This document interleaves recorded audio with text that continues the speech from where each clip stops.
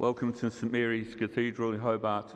It's a joy to gather as God's family, parishioners and visitors alike, especially those who are on school holidays from the northern states, to gather here in this place of prayer and worship.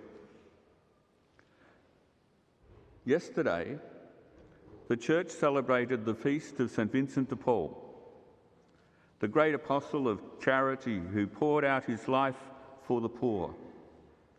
His spirit, as it were, hovers over or close to our readings this morning, which confront us with the searching question, how do we see and what do we choose to see? The Gospel from St Luke presents us with a vivid contrast between the rich man clothed in fine linen, feasting magnificently every day, and Lazarus lying at his gate, covered in sores, longing to eat the scraps from the rich man's table. The parable is not simply a moral tale about wealth. It's a piercing examination of vision.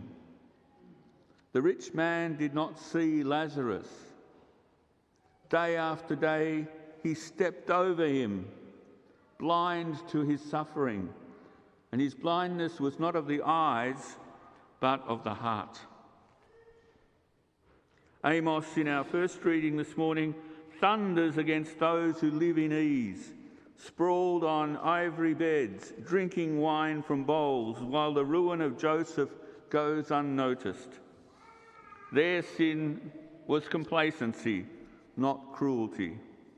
They had dulled their sight, numbed their consciences, closed their ears to the cry of the poor. And Paul, writing to Timothy, urged him and us to aim to be holy, to be devoted to God, to be full of faith and love, to be patient and gentle. These virtues are correctives. They're the corrective lenses that sharpen our Christian vision. Without them, like the rich man, we risk spiritual blindness. With them, like St Vincent de Paul, we begin to see Christ in the poor, the sick, and the forgotten. Our society as well trains us to look in certain directions. Just yesterday, whilst you might not have known it was the feast day of St Vincent de Paul, you probably knew it was the AFL Grand Final. And all eyes were on the Grand Final, a festival of spectacle, passion and pride. Tickets for the Grand Final or for the Australian Open cost hundreds of dollars. They are spectacles with price tags that exclude many. Yet the Gospel places before us a far greater final, and that is the judgment of our lives, when God will ask not what games we've watched or what seats we've occupied, but whom we have noticed and whom we have ignored. The feasts of sport have their place, but the feast to which Christ invites us is of another order. The banquet where the poor are seated with honour, where the hungry are fed, where every Lazarus is welcomed as a brother or sister. Here at this Eucharist, we anticipate that feast. We do not need corporate tickets to enter. The only entry requirement is a heart that longs for God. Yesterday's feast of St Vincent de Paul reminds us that true greatness is not measured in grandstands or corporate boxes, but in humble service.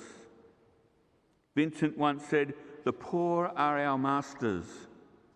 He trained his followers not only to give to the poor, but to honour them, to look them in the eye, to see in them the face of Christ. That is the vision our readings demand of us this morning. So let us examine our own sight. You don't need to go to Specsavers, but examine our own sight. What lies at the gates of our homes, our city, our cathedral community? Who do we fail to see because we're too busy, too comfortable, too distracted? The gospel is not condemning wealth, but blindness, the failure to see Lazarus as a brother.